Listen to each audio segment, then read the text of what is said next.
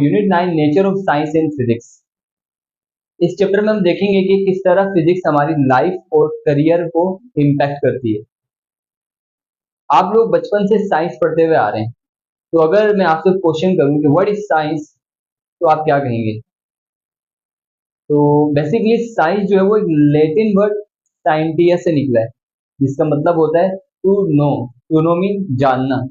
तो साइंस का मतलब हो गया कि किसी भी चीज के बारे में जानना, साइंस। ठीक है। अब जानना ऐसा नहीं कि कोई भी खुराफात आपने मान लिया उसको साइंस कहेंगे, नहीं। नॉलेज वो नॉलेज जो एक खास सिस्टमेटिक पैटर्न से आप तक आई है, जैसे ऑब्जर्वेशन, हाइपोथेसिस, थ्योरी, एक्सपेरिमेंट के थ्रू जो भी नॉलेज हम तक आती है उसको हम साइंस में इंक्लूड करते हैं। तो बेसिकली हम एक ऑर्गेनाइज्ड नॉलेज को साइंस कहते हैं। अभी जो ऑर्गेनाइज्ड नॉलेज है ये इतनी ज्यादा होने लगी टाइम के साथ साथ, जब लोगों ने इस काम करना शुरू किया, रिसर्चेस शुरू हुए, तो हमें इस नॉलेज को डिवाइड करना पड़ गया फर्दर सब ब्रांचेस में। तो जो दो मेन ब्रांचेस में डिवाइड किया गया उसको हम physical sciences and biological sciences कहते हैं। तो देखते हैं, the word science has been originated from a Latin word scientia which means to know. तो ये जो साइंस का किससे निकला? लैटिन वर्ड साइंटिया से निकला, जिसका मतलब क्या होता है? टू नो, जानना। Science is to know about everything in nature. Nature में मौजूद किसी भी चीज के बारे में जानना साइंस कहलाता है। बेसिकली हम साइंस में फिजिकल नेचर को समझने की कोशिश कर रहे होते हैं। Two main branches are physical sciences and biological sciences. जो दो मेन ब्रांचेस वो फिजिकल साइंसेस और बायोलॉजिकल साइंसेस हैं।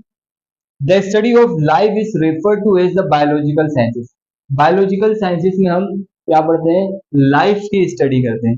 It includes branches like botany, zoology, genetics and medicine, etc वगैरह वगैरह। क्योंकि ये जो जैसे बॉटनी, जूलॉजी ना, इसमें भी आप जाओगे तो इनकी भी फर्दर ब्रांचेस हैं जिसमें लोग मास्टर्स कर रहे होते हैं।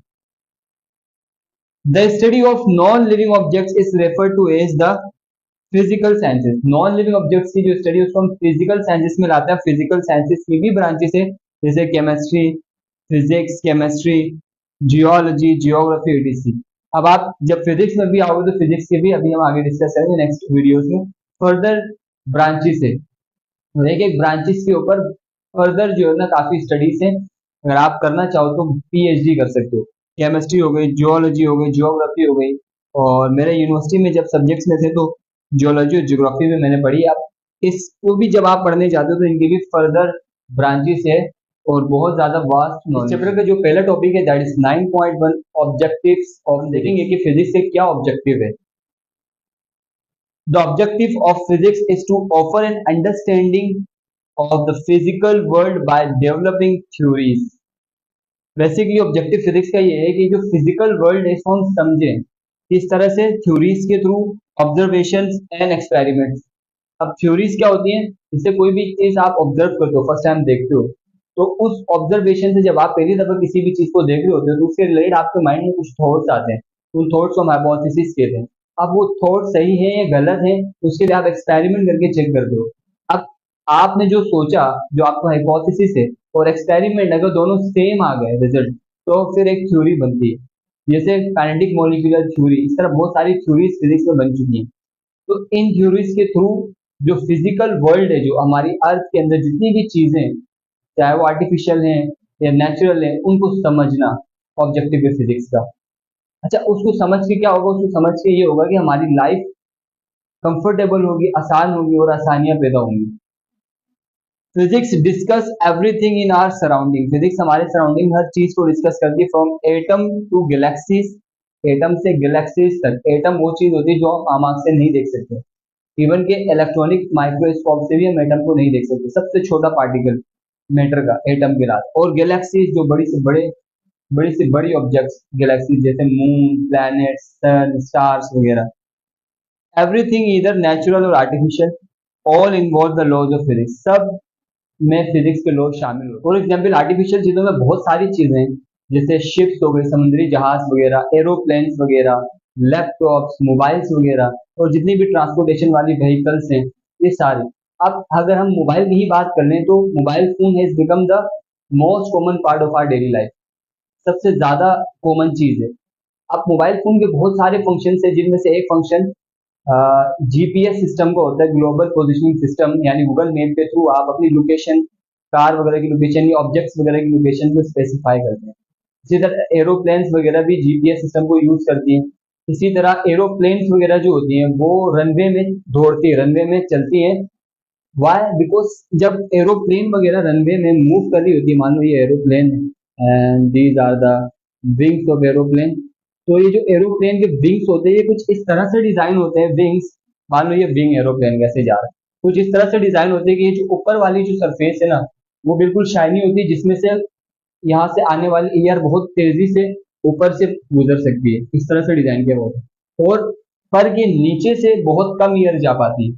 तो क्या होता है, इस तरह एक प्रेशर डिफरेंस क्रिएट होता है, जहाँ पे स्पीड से एयर जा रही है वहां पे प्रेशर कम हो जाता है, और जहां से एयर कम मूव करी वहां पे प्रेशर ज्यादा हो जाता है। तो आपको पता है चीजें ज्यादा से कम की तरफ फ्लो करती है, तो प्रेशर डिफरेंस की वजह से ऊपर प्रेशर कम हो गया, नीचे ज्यादा हो गया, तो एयर डिफरेंस की वजह से एरोप्लेन ऊपर की तरफ ऐसे मूव करते, ऊपर की तरफ जाते। इसी तरह बर्ड्स वगैरह भी जो वो एयर प्रेशर के सिस्टम को ही यूज करती है, डायनेमिक्स को, तो यहाँ पे भी फिजिक्स इन्वॉल्व है। इसके अलावा ये जो सीज और लेक्स वगैरह हैं, ये क्या करती है, बेसिकली ये आसपास के जो इन्वायरमेंट को, जो लैंड एरिया होता है उसको मॉडरेट रखती है। जैसे सीज और लेक्स में वाटर होता है, जब सनलाइट उस पर पड़ती है वाटर पे, तो यहाँ एवोपोरेशन का प्रोसेस होता है, वाटर बेसिकली गैस में कन्वर्ट हो रहा होता है। अब एवोपोरेशन का प्रोसेस ऐसा प्रोसेस है जो सराउंडिंग की जो टेम्परेचर होता है ना उसको एब्जॉर्ब करता है और सराउंडिंग के टेम्परेचर को कोल्ड कर देता है। ठीक है, बेसिकली इसकी डिटेल्स में मैं नहीं जाना चाह रहा हूँ क्योंकि वो काफी टॉपिक लंबा हो जाएगा। इसके अलावा आप देखते हैं जो हमारी स्काई है वो हमें ब्लू नजर आती है। बेसिकली आसमान नाम की कोई चीज है नहीं, अर्थ के बाहर स्पेस ही है, और स्पेस बिल्कुल डार्क है, ब्लैक। हमें जो ब्लू चादर नजर आती है, व्हाट इज दिस? बेसिकली ये क्या है, जो हमारा एटमोस्फियर है जिसमें डिफरेंट गैसेस हैं, जब सनलाइट आकर के उन गैसेस से कोलाइड करती है, उन गैस के मॉलिक्यूल्स के साथ जब सनलाइट आकर के लगती है, तो सनलाइट ऐसे स्केटर्ड होती है, इसके बिखरने की वजह से हमें एक ब्लू कलर नजर आता है। इस तरह हमें आसमान जो है ब्लू नजर आता है। इसी तरह जो व्हीकल्स वगैरह है, गाड़ियां वगैरह हैं, ये principle of mechanics and thermodynamics को यूज करती हैं। तो प्रिंसिपल ऑफ मैकेनिक्स और थर्मोडायनेमिक्स क्या करती है, तो ये जो केमिकल एनर्जी होती है फ्यूल के अंदर उसको कन्वर्ट करते हैं काइनेटिक एनर्जी में, और वो काइनेटिक एनर्जी अंदर व्हीकल्स के पार्ट को रोटेट कराती है, जिससे हमारी व्हीकल्स वगैरह चलती हैं। इसी तरह जो सेल फोन्स वगैरह हैं, ये बेसिकली इलेक्ट्रोमैग्नेटिक प्रिंसिपल के ऊपर काम करती है। यहाँ पे क्या होता है, एनर्जी और इंफॉर्मेशन एक जगह से दूसरी जगह इलेक्ट्रोमैग्नेटिक वेव्स के थ्रू ट्रांसफर हो रही होती है। तो ये कुछ एग्जाम्पल्स हैं जिनमें फिजिक्स के लॉज इन्वॉल्व होते हैं। इसके अलावा आप अपने एवरीडे लाइफ में हर जगह देखेंगे, हर जगह आपको फिजिक्स के लॉज अप्लाई होते हुए दिखाई देंगे। तो जैसे हम मोशंस की बात करते हैं, न्यूटन्स ने अपने कुछ 3 बेसिक लॉज दिए थे मूवमेंट के ऊपर, मोशन के ऊपर। उन लॉज के ऊपर ही पूरी पूरी जो हमारे पास रॉकेट इंडस्ट्री बनी। अब ये जो रॉकेट अर्थ से स्पेस पे जाती है वो बेसिकली लॉज ऑफ मोशन को फॉलो करते हुए जाती है। अच्छा, साइंस की मजे की बात ये है कि साइंस ऐसा नहीं है कि किसी चीज को बना लिया तो बस यही हकीकत है और इसके अलावा सारी चीजें झूठ है, ये हमेशा से हमेशा ऐसे ही मानते आना और ऐसे ही चलते रहेगा। नहीं, साइंस में रिसर्च होती है, एक्सपेरिमेंट्स होते हैं और एक्सपेरिमेंट्स के बेस पे लॉज बनते हैं। अब वो laws time to time improve भी हो रहे होते हैं। जब नई नई चीजें हमें जानने को मिलती है तो पुरानी चीजें से हमें सीखने को मिलता है और फिर हम नई चीजें इन्वेंट करते हैं। अभी जो लॉज वगैरह में जो चेंजिंग आ रही है, जो एडवांसमेंट आ रही है, इसी की एक मिसाल अभी हमने बात करी आइजैक न्यूटन की law.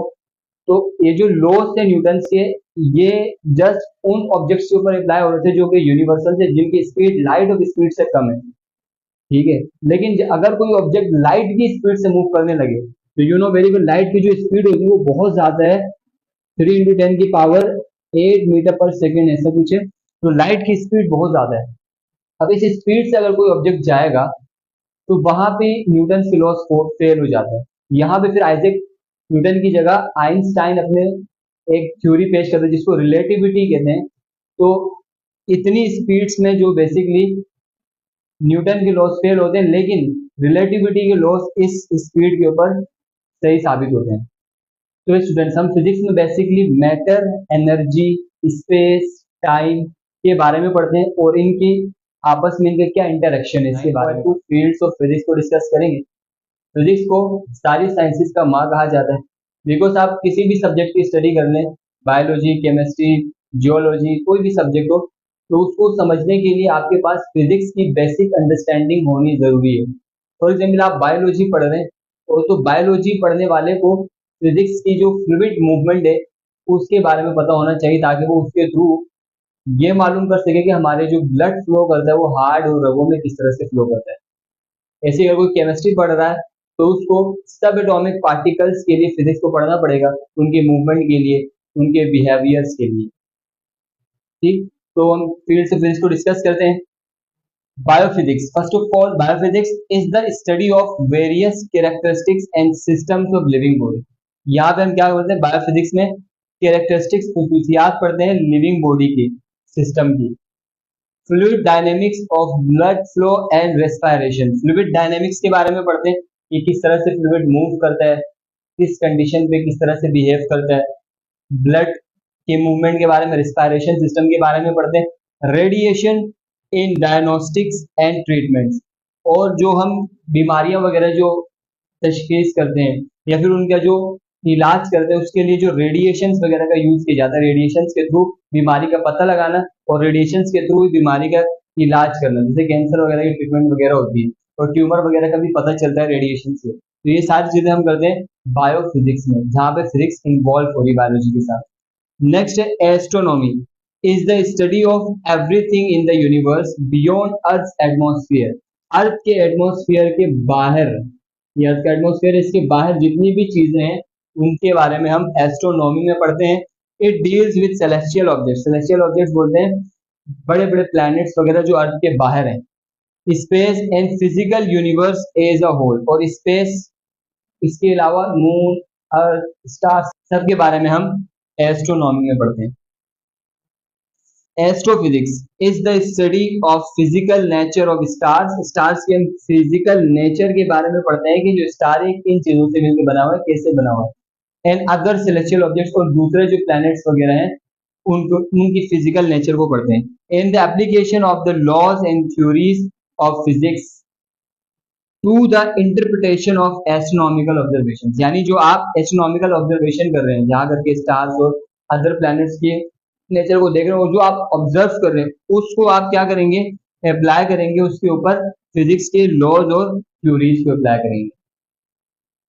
Cosmology is the study of the origin, development, structure, history and future of the entire universe. Cosmology में क्या, ओरिजिन के, ये जो हमारे पूरे जो यूनिवर्स बना है ये कहाँ से स्टार्ट हुआ, कैसे बना। डेवलपमेंट, इसमें क्या डेवलपमेंट हो रही है अभी। स्ट्रक्चर, इसके कैसा स्ट्रक्चर है। हिस्ट्री, तारीख के बारे में। And future of the entire universe, और पूरी यूनिवर्स का क्या फ्यूचर होगा, कब स्टार्स पैदा होते हैं, कब मरते हैं, ये सारी चीजों के बारे में हम कॉस्मोलॉजी में पढ़ते हैं। बेसिकली ये एस्ट्रोनॉमी, एस्ट्रोफिजिक्स और कॉस्मोलॉजी एक दूसरे से इंटरलिंक है और इंटरकनेक्टेड है। Next is thermal physics. Thermal physics, therm नाम से पता चल रहा है हीट के बारे में बात होगी। इस ब्रांच में हम हीट की फ्लो और हीट के मैकेनिज्म को पढ़ेंगे। Is the collective study of statistical mechanics, इसमें हम जो है वो पार्टिकल्स के मूवमेंट की, हीट की वजह से उसकी स्टैटिक्स को पढ़ते हैं। Thermodynamics and kinetic theory of gases, thermodynamics यानी हीट की वजह से पार्टिकल्स का मोशन में होना उसको, and kinetic theory of gases, gases की काइनेटिक थ्योरी के बारे में इस ब्रांच में हम पढ़ते हैं। ऑप्टिक्स, ऑप्टिक्स में बेसिकली हम जो है वो लाइट की स्टडी करते हैं, लाइट की नेचर को स्टडी करते हैं और लाइट के साथ इंटरेक्ट करने वाले जितने भी इंस्ट्रूमेंट्स हैं जो लाइट के बेसिस पे काम करते हैं उनके बारे में पढ़ते हैं। Is the branch of physics that studies the nature and properties of light, light की नेचर और प्रॉपर्टीज के बारे में पढ़ते हैं। It's interactions with matter and the construction of instruments, it's interaction with matter, और लाइट का मैटर के साथ क्या ताल्लुक है, इंटरेक्शन को पढ़ते हैं। And the construction of instruments, और इंस्ट्रूमेंट्स की कंस्ट्रक्शन ये और किस तरह बने हुए, किन किन चीजों से इनके बने हुए, दैट यूज और डिटेक्ट, जो कि लाइट को यूज करते हैं और आइडेंटिफाई, डिटेक्ट करते हैं। Nuclear physics is the study of the structure, properties and behaviour of atomic nucleus. Nuclear physics में हम एटम का जो न्यूक्लियस है उसकी प्रॉपर्टीज पढ़ते हैं, उसके स्ट्रक्चर पढ़ते हैं कि कैसे ये बना हुआ है, और बिहेवियर, ये जब अदर एटम्स के साथ रिएक्ट करेगा तो इससे क्या बिहेव होगा, इन चीजों के बारे में हम न्यूक्लियर फिजिक्स में पढ़ते हैं। पार्टिकल फिजिक्स में हम जो एटम के सब एटॉमिक पार्टिकल्स हैं जैसे प्रोटॉन, न्यूट्रॉन हो गए और इलेक्ट्रॉन्स वगैरह हो गए, इनकी स्टडी करते हैं। Is the study of the fundamental particles and forces that create matter and radiation. वो पार्टिकल्स जो मैटर को बनाते हैं, ऑब्वियसली फंडामेंटल पार्टिकल्स ही एटम बनता है, तो एटम जो है वो सब एटॉमिक एटम जो है वो फंडामेंटल पार्टिकल है मैटर का। और रेडिएशंस इन्हीं पार्टिकल्स की वजह से ही कुछ एटम्स में से शुआएं निकल रही होती है। तो इन सारी चीजों के बारे में हम पार्टिकल फिजिक्स में पढ़ते हैं। इलेक्ट्रोमैग्नेटिज्म, देखिए यहाँ पे दो वर्ड है, इलेक्ट्रो यानी इलेक्ट्रिसिटी, मैग्नेटिज्म यानी मैग्नेट। मैग्नेट और इलेक्ट्रिसिटी का रिलेशन के बारे में हम पढ़ते हैं इस ब्रांच में। Is the study of electromagnetic forces between electrically charge particle. जो इलेक्ट्रिकली चार्ज पार्टिकल्स होते हैं, फॉर एग्जाम्पल ये एक इलेक्ट्रॉन नेगेटिव चार्ज है, प्रोटॉन पॉजिटिव चार्ज है, ये दोनों इलेक्ट्रिकली चार्ज पार्टिकल्स हैं। इन दोनों के बिटवीन में जो फोर्सेस हैं उनके बारे में हम इलेक्ट्रोमैग्नेटिज्म में पढ़ते हैं। Next is acoustic. एकॉस्टिक में हम बेसिकली साउंड के बारे में पढ़ते हैं। Is the branch of physics that deals with the production, इस साउंड कैसे प्रोड्यूस होता है, ट्रांसमिशन और साउंड एक प्लेस से दूसरी प्लेस में कैसे मूव करता है, कंट्रोल साउंड का control, reception and effect of sound, reception यानी साउंड जो हमें रिसीव होता है वो, एंड इफेक्ट उसके असरात वगैरह के बारे में हम पढ़ते हैं। Computational physics is the study and implementation of numerical analysis to solve complex problems in physics. Physics की जो कॉम्प्लेक्स प्रॉब्लम्स को सॉल्व करने के लिए न्यूमेरिकली मैथमेटिकली जो डिराइव करते हैं डेरिवेशंस वगैरह को, उस तरह की जो फिजिक्स है किसी भी कॉम्प्लेक्स प्रॉब्लम को सॉल्व करने के लिए, वो हम कंप्यूटेशनल फिजिक्स में पढ़ते हैं। जियो फिजिक्स, जियो का मतलब होता है अर्थ, यहाँ पे हम बेसिकली अर्थ की फिजिक्स को पढ़ेंगे। Is the study about the structure of earth, earth का स्ट्रक्चर, ठीक है, डिफरेंट जो है वो लेयर्स ऑफ अर्थ है, फिजिकल प्रॉपर्टीज अर्थ की क्या क्या प्रॉपर्टीज है, and phenomena occurring specially in the earth and it's vicinity. और अर्थ में जो भी फिनोमिना हो रहे हैं, जो भी प्रोसेसेस हो रहे हैं, वो अर्थ के इर्द गिर्द, विसिनिटी कहते हैं आसपास, इर्द गिर्द जो भी प्रोसेसेस हो रहे हैं उनके बारे में हम जियो फिजिक्स में पढ़ते हैं। Climate physics deals with the study of the earth climate. Climate physics में हम अर्थ के क्लाइमेट के बारे में पढ़ते हैं, आबो हवा के बारे में। Next is classical mechanics, is the study of motion of macroscopic objects. यहाँ पे हम मोशन के बारे में ही बात करते हैं, लेकिन मैक्रोस्कोपिक यानी बड़े ऑब्जेक्ट्स के बारे में जिनको हम अपनी आम आंख से देख सकते हैं, उनकी मोशन के बारे में हम पढ़ते हैं। Under the action of forces, forces के एक्ट होने पर, यानी हम क्या करेंगे कि मोशन के बारे में भी पढ़ेंगे और जो मोशन हो रही है उसकी वजह, यानी किस वजह से हो रही है, फोर्स की वजह से हो रही है, उसकी भी स्टडी हम इस ब्रांच में करते हैं क्लासिकल मैकेनिक्स में। नेक्स्ट क्वांटम मैकेनिक्स, बेसिकली ये तीनों एक दूसरे से को रिलेट करती हैं ब्रांचेस। क्वांटम मैकेनिक्स में is the study of the mathematical description of motion and behaviour of microscopic particles. यहाँ पे हम माइक्रोस्कोपिक, माइक्रो बोलते हैं छोटे पार्टिकल्स जिनको हम अपनी आम आंख से नहीं देख सकते। माइक्रोस्कोपिक पार्टिकल्स की मूवमेंट के बारे में पढ़ते हैं। मैथमेटिकल डिस्क्रिप्शन यानी उनके मूवमेंट के बारे में मैथमेटिकली डिस्क्राइब करके डेरिवेशन के थ्रू बताते हैं। Different under different situations, under different situation में किस तरह से उनकी मूवमेंट वगैरह होती है वो। Relativistic mechanics is the study about the system of bodies whose relative velocities approaches to the speed of light. यहाँ पे भी हम मोशन के बारे में ही पढ़ रहे हैं ऑब्जेक्ट्स की, लेकिन उनकी जो वेलोसिटी है वो रिलेटिव जो वेलोसिटी होगी वो अप्रोच करेगी स्पीड ऑफ लाइट, यानी हर वो ऑब्जेक्ट जो स्पीड ऑफ लाइट से ट्रेवल कर रहे हैं उसके बारे में हम रिलेटिविस्टिक मैकेनिक्स में पढ़ते हैं। हाइपोथेसिस, थ्योरी एंड लॉ को डिस्कस करेंगे। तो स्टूडेंट जब भी हम रिसर्च आर्टिकल्स में से गुजरते हैं, यानी रिसर्च आर्टिकल्स जब हम पढ़ते हैं, तो हमें ये तीन वर्ड्स, तीन टर्म्स कहते हैं, बार बार दिखाई देते हैं, जिनमें हाइपोथेसिस, थ्योरी एंड लॉ। तो व्हाट आर दिस? मैं एक एग्जाम्पल से आपको समझाने की कोशिश करता हूँ कि जब फर्स्ट टाइम हमें नहीं पता था कि बारिश कैसे होती है, तो किसी इंसान ने गौर फिक्र करा होगा, देखा होगा कि ये बारिश कैसे होती है। तो फर्स्ट टाइम जब उसने बादल को देखा होगा तो उसके माइंड में कुछ थॉट क्रिएट हुए होंगे कि ये बारिश जो है ना इस वजह से होती है, ऐसे होती है। ये जो अपने माइंड में वो एज्यूम कर रहा है, इसको बोलते हैं हाइपोथेसिस। अब ये जो अजम्पशन, वो जो सोच रहा है वो बिल्कुल सही है या नहीं, जो मैं सोच रहा हूँ वो गलत है या सही, उसके लिए क्या करेंगे, उसके ऊपर काम करना शुरू करेंगे साइंटिस्ट, और डिफरेंट रिसर्च से और डिफरेंट एक्सपेरिमेंट्स के थ्रू इस बात को सही या फिर गलत प्रूफ किया जाएगा। अगर आपकी बात सही प्रूफ हो जाती है तो आपकी ये जो हाइपोथेसिस था कि बारिश ऐसे होती है, वो थ्योरी में कन्वर्ट हो जाएगी, और अगर नहीं प्रूव होती है तो वो रिजेक्ट कर दी जाएगी। अभी जो थ्योरी है जो बनी है, ये काफी एक्सपेंडेड होती है, इसमें डिफरेंट फैक्टर्स और रीजंस बताए हुए होते हैं कि किस तरह से बारिश होगी। फॉर एग्जाम्पल थ्योरी में बताया हुआ होगा कि जब भी ये जो बारिश होती है, ये इस तरह से होती है कि समंदरों का पानी, दरियाओं का, सहराओं का पानी हीट की मदद से, यानी सनलाइट के थ्रू एवापोरेट होकर के बादल बनता है, यानी लिक्विड स्टेट गैसेस स्टेट में कन्वर्ट होती है। फिर ये जो बादल है, ये जब एक पर्टिकुलर हाइट में जाते हैं जहाँ पे टेम्परेचर बहुत ज्यादा ठंडा होता है, तो वहां पर ये जो वेपर्स है ये कलेक्ट होना शुरू होते हैं, जमा होना शुरू होते हैं, और ठंडे होकर के वेपर्स अगेन वापस से कन्वर्ट हो जाते हैं लिक्विड में। तो इसको कहते हैं कंडेंसेशन, गैस का दोबारा से लिक्विड बन जाना। इस तरह बारिश होती है, और भी डिफरेंट फैक्टर्स वगैरह यहाँ पे एक्सप्लेन डिटेल फॉर्म में बताई जाएगी। तो this is known as theory. अब अगर ये जो थ्योरी है, इसके ऊपर मजीद और काम होगा और पूरे वर्ल्ड के साइंटिस्ट इसके ऊपर देखेंगे, तो अगर ये हर तरीके से, हर एंगल से सही साबित हो जाती है, तब ये जाकर के लॉ बनती है। बेसिकली थ्योरीज और लॉ को जो वो फैक्ट माना जाता है, लेकिन अगर नई थ्योरीज आ जाए तो वो पुराने से बने हुए, जो पहले से बने हुए लॉज वगैरह हैं, वो दोबारा से रीऑर्गेनाइज हो सकते हैं, या फिर उन्हें उनको चेंज भी किया जा सकता है। ऐसा नहीं कि अगर ये फैक्ट मान लिया तो हमेशा ऐसे ही रहेगा, कभी इनको बदला नहीं जा सकता।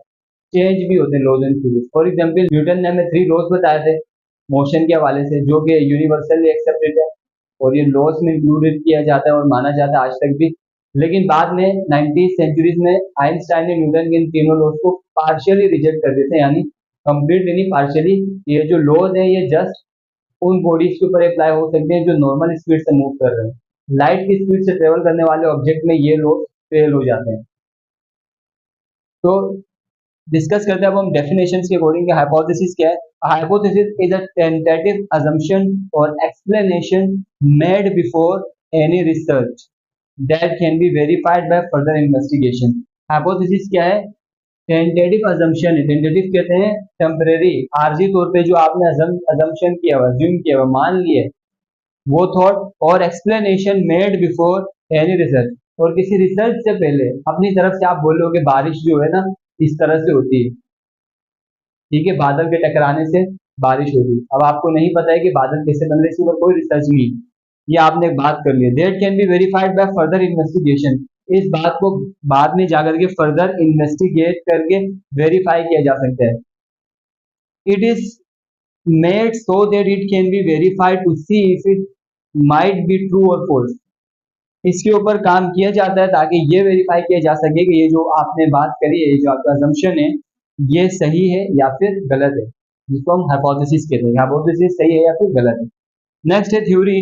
A scientific theory is a description of the nature, nature को डिस्क्राइब करती है, that scientist have verified through rigorous testing. इस साइंटिस्ट ने डिफरेंट टेस्टिंग के थ्रू हाइपोथेसिस के ऊपर डिफरेंट टेस्टिंग कर गए, नेचर के बारे में जो बताया है, जो जैसे बादलों के बारे में बताया कि बादल कैसे बरसते हैं, ठीक है। A theory explains how nature behaves under specific condition, theory हमें बताती है कि नेचर ही कुछ स्पेसिफिक कंडीशन में कैसे बिहेव करती है। For example kinetic molecular theory, theory of general relativity, तो ये दीज आर सम थ्योरीज। इसी तरह डाल्टन एटॉमिक थ्योरी भी, और भी अदर थ्योरीज हैं। Next is law. A law is a statement that summarizes an observed regularity और pattern. Law क्या है? जो कि समराइज करेगा, थ्योरी जो बहुत एक्सपेंडेड वे में होती है, बहुत डिफरेंट एंगल से उसके ऊपर बात की भी होती है, उसको समराइज करके एक स्टेटमेंट में लेकर के आने को लॉ कहते हैं। फॉर एग्जाम्पल न्यूटन का जो फर्स्ट लॉ है वो है कि कोई भी ऑब्जेक्ट अगर रेस्ट में है तो वो हमेशा रेस्ट में ही रहेगी जब तक बाहर से कोई फोर्स उसको डिस्टर्ब ना करे। तो ये एक लॉ है, बिल्कुल एक स्टेटमेंट की फॉर्म में आ गई, शॉर्टेड होकर के समराइज हो गई। तो लॉ ये है, थ्योरीज ऊपर काम करके उसको समराइज करना। A law is a statement that summarises an observed regularity और पैटर्न, यानी जो बिल्कुल एक रेगुलरिटी सीक्वेंस से चीजें हो रही है, और पैटर्न इन नेचर, नेचर के ऊपर ऑब्जर्व करती है, and gives the relationship between variables, और जो डिफरेंट वेरिएबल्स हैं उनके बिटवीन में रिलेशनशिप देती है, उनका ताल्लुक के बारे में बात करती है। For example laws different type के, Newton law of universal gravitation है, न्यूटन्स लॉज ऑफ मोशन है, बॉयल्स लॉ है, लॉज ऑफ थर्मोडायनेमिक्स है। ये सारे लॉस आप अभी 9th क्लास में पढ़ेंगे। Next, difference between theory and law. Theory और लॉ में क्या फर्क है? Basic laws tends to describe a narrower set of conditions. Laws में जो कंडीशन बताई जाती हैं, हालात वगैरह जो बताए जाते हैं, किसी भी नेचुरल फिनोमिना को जो एक्सप्लेन किया जाता है, वो कोशिश करी जाती है टेंड टू, यानी कोशिश करी जाती है कि बिल्कुल छोटे से छोटा करके, आसान से आसान करके बता दीजिए, नैरोवर करके। जबकि theories are normally more expensive. Theories क्या होती है? एक्सपेंसिव होती है। एक्सपेंसिव मतलब वो महंगा वाला नहीं, उसमें ई आ जाता है यहाँ पे ए है, यानी वाइड होती है, थैली भी होती है, बड़ी होती है। उसमें डिफरेंट कंडीशंस के बारे में और डिफरेंट जो है वो फैक्टर्स के बारे में बात किया हुआ होता है कि कोई नेचुरल प्रोसेस क्यों हो रहा है। And they focuses on how and why of natural phenomena. तो थ्योरी फोकस करती है कि कोई भी जो नेचुरल फिनोमिना है, जो कोई भी जो रिएक्शन हो रहा है, जैसे जंग लगता है, ठीक है, जैसे बारिश होती है, जैसे for example chemical fuel energy जो है वो इलेक्ट्रिकल एनर्जी में कन्वर्ट होती है, ये मैकेनिकल एनर्जी में कन्वर्ट होती है, ये बिजली जैसे बनती है, ये सारे जो नेचुरल फिनोमिनास है, ये कैसे हो रहे हैं और क्यों हो रहे हैं, हाउ एंड बाय थ्योरी बताती है। पॉइंट 4, क्योंकि लास्ट टॉपिक है इस यूनिट का, साइंस टेक्नोलॉजी एंड इंजीनियरिंग को डिस्कस करेंगे। What is the difference between science technology and engineering, और पर्टिकुलरली टेक्नोलॉजी और इंजीनियरिंग पे जहाँ पे बहुत ज़्यादा कंफ्यूजन होती है, जो कि दोनों सेम सेम लग रही होती है, टेक्नोलॉजी और साइंस, इसके भी फर्क को आप इस वीडियो में अच्छे से समझेंगे। तो first of all, what is science? Basically science जो है वो किसी भी चीज़ के बारे में जानना, किसी भी चीज़ की नॉलेज को गैदर करना, साइंस कहलाता है। अब नॉलेज तो बहुत तरीके की है कि हर नॉलेज जो हम तक आ रही है, इंफॉर्मेशन, उसको हम साइंस में इंक्लूड कर सकते हैं। फॉर एग्जाम्पल, नॉलेज तो पीएचडी में भी है, नॉलेज तो हम लिटरेचर में भी देखते हैं, ठीक है। तो सोसाइटी के हवाले से भी हम बहुत कुछ सीख रहे होते हैं, ऑब्जर्व करके, देख करके। क्या ये सब हम साइंस में इंक्लूड कर सकते हैं, इन सारी इंफॉर्मेशन और नॉलेज को? नो। एक पर्टिकुलर प्रोसेस है जिसको हम साइंटिफिक मेथड कहते हैं। अगर उस मेथड के थ्रू, उन मेथड से पास होकर के कोई नॉलेज हम तक आती है, तब हम उसको साइंस में इंक्लूड करते हैं। अभी जो साइंटिफिक मेथड है जिसके थ्रू इंफॉर्मेशन हम तक आती है, इनमें observation, hypothesis, theory, experiment, law, ये सारी चीजें इंक्लूड होती है। तो देख लेते हैं, साइंस है is a system of knowledge. ये नॉलेज का एक सिस्टम है, एक पर्टिकुलर सिस्टम है, that is concern with establishing accurate conclusion, जो कि कंसर्न करता है बिल्कुल सही एक्यूरेट कंक्लूजन, नताइज को इस्टेब्लिश करने में, बनाने में मदद करता है ये सिस्टम हमें।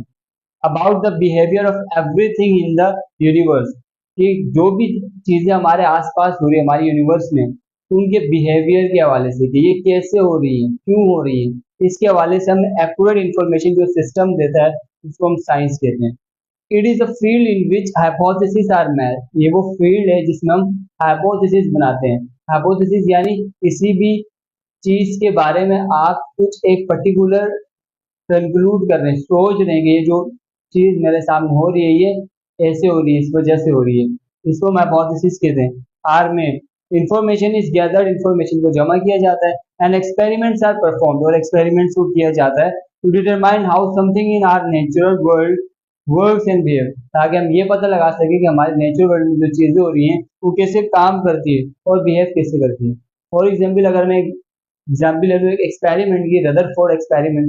रदरफोर्ड ने क्या किया? रदरफोर्ड ने ऑब्जर्व किया कि ये जो मैटर वगैरह जो बने हुए हैं, ये एटम से मिलके बने हुए हैं। तो उसने सोचा कि मैं एटम का स्ट्रक्चर जो है वो आइडेंटिफाई कर दूं, ये एटम का स्ट्रक्चर कैसे होता है।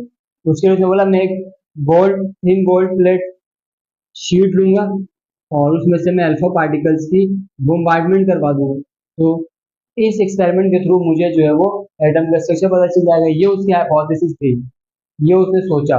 अब उसने एक्सपेरिमेंट परफॉर्म किया, एक्सपेरिमेंट परफॉर्म करने के बाद उसको पता चला कि एटम के स्ट्रक्चर कैसे। उसने बताया एटम के सेंटर में न्यूक्लियस होता है जिसमें पॉजिटिव चार्ज होता है, जहाँ प्रोटॉन और न्यूट्रॉन होते हैं, और न्यूक्लियस के अराउंड में इलेक्ट्रॉन रिवॉल्व करते हैं जिसमें नेगेटिव चार्ज होता है, और एटम का ज्यादातर एरिया खाली होता है। ये उसने कहा एक्सपेरिमेंट के बाद।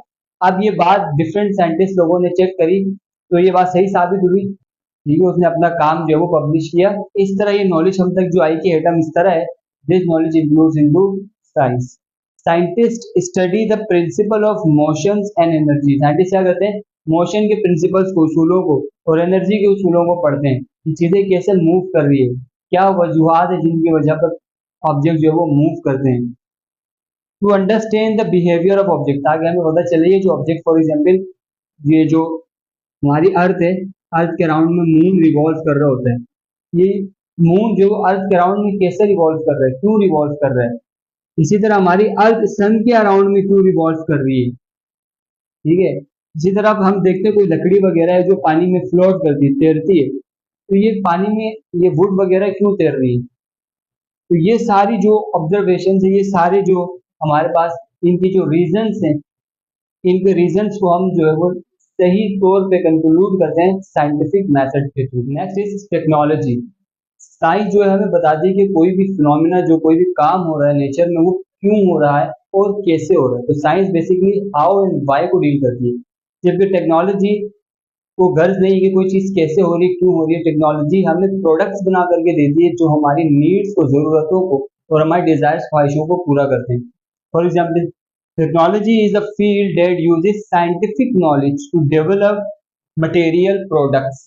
टेक्नोलॉजी में हम क्या करते हैं, साइंटिफिक नॉलेज को यूज करते हैं क्या बनाने के लिए, प्रोडक्ट्स बनाने के लिए that satisfy human needs and desire, जो हमारी नीड्स, जरूरतों और डिजायर को पूरा कर सकती है। For example, smartphones. स्मार्टफोन्स जो है वो इंजीनियर्स एंड टेक्नीशियंस मिल करके बनाते हैं। बिल्डिंग्स एंड ब्रिजेस, बिल्डिंग्स वगैरह आजकल आप देख रहे हैं, बड़ी बड़ी बिल्डिंग्स वगैरह बनी हुई हैं। ब्रिजेस, बड़े बड़े ब्रिजेस आप देखते हैं अमेरिका में, न्यूयॉर्क में और भी जगहों में।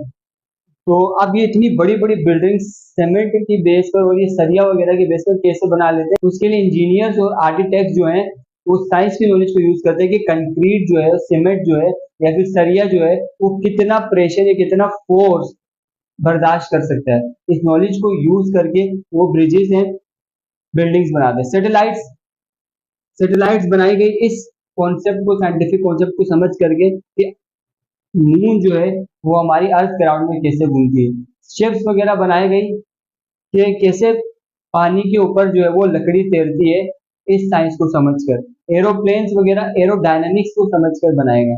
तो these are the products of technology. Engineering, engineering basically कहते हैं कि रियल लाइफ वर्ल्ड की जो प्रॉब्लम्स है उनको सॉल्व करना, प्रॉब्लम्स को सॉल्व करना और उन्हें आसान करना इंजीनियरिंग कहलाता है।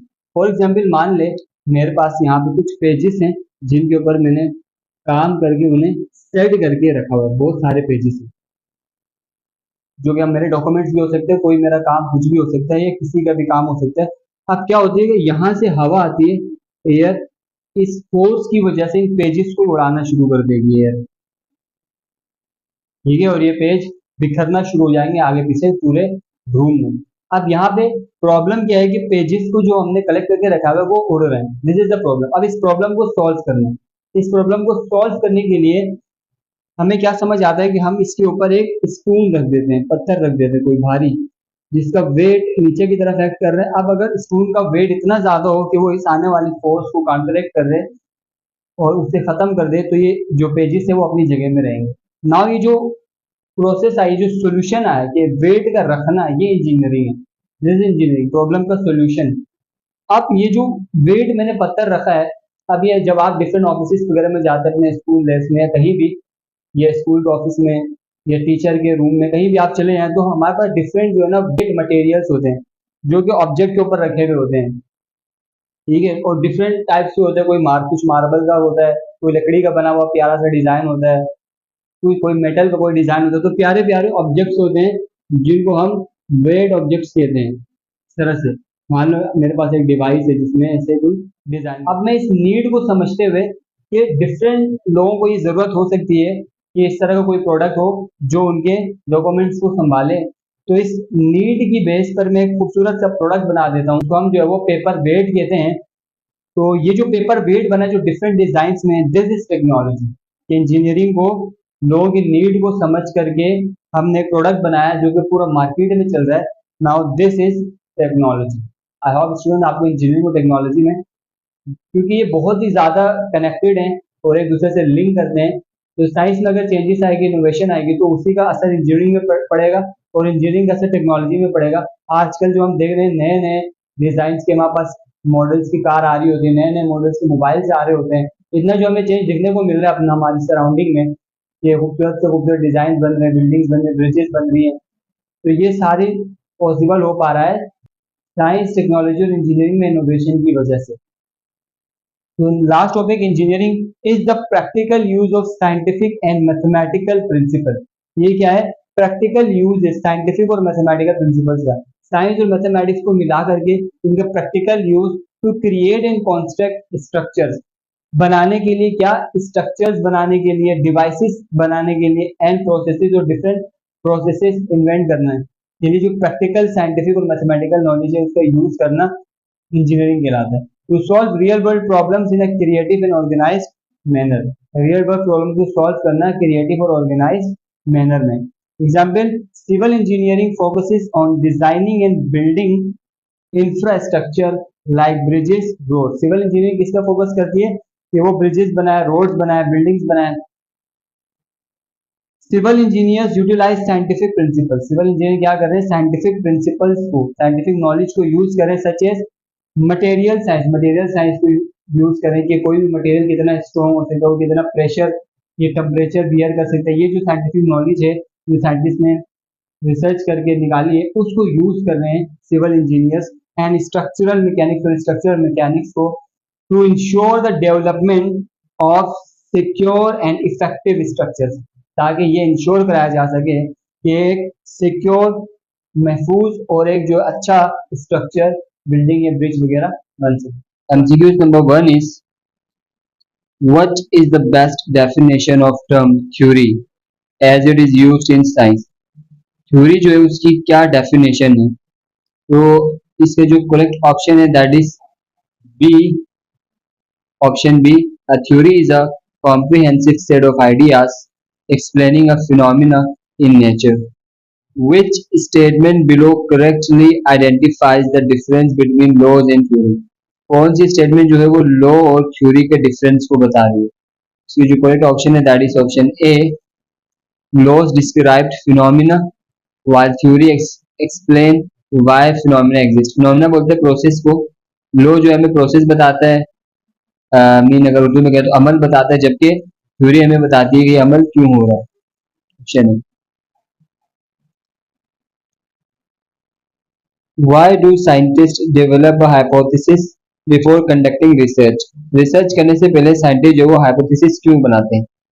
तो इसका जो करेक्ट ऑप्शन है that is option B, it helps to predict outcomes. Hypothesis से हमें आउटकम्स यानी नतीजे का हम अंदाजा लगाते हैं, and define the parameters of the research, और रिसर्च का जो है वो बाउंड्री भी हम सेट करते हैं। Four, the branch of physics that is most important when studying how glasses help people see. Glasses के जरिए कैसे लोग देखते हैं, ये किस ब्रांच में कहा गया, किस ब्रांच में हम जो है वो ग्लासेस की स्टडी करते हैं, मीन फॉर सीइंग। तो इसके जो करेक्ट ऑप्शन है that is option number D, optics में हम पढ़ते हैं ग्लासेस के रिलेटेड।